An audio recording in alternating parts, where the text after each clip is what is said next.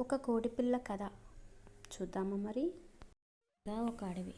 ఆ అడవిలో ఒక కోడి ఉండేది. అది గుడ్లు పెట్టి పొదుగుదామని నిర్ణయించుకుంది.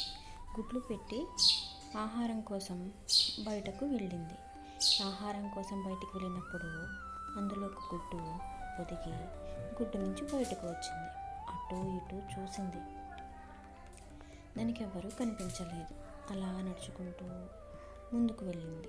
అక్కడ ఒక పెద్దగా ఉన్న ఆవు కనిపించింది. ఆవును చూసి, నువ్వేనా మా అమ్మవి అని అడిగింది. నేను మీ అమ్మను కాను, మీ అమ్మ నాకంటే చిన్నగా ఉంటుంది.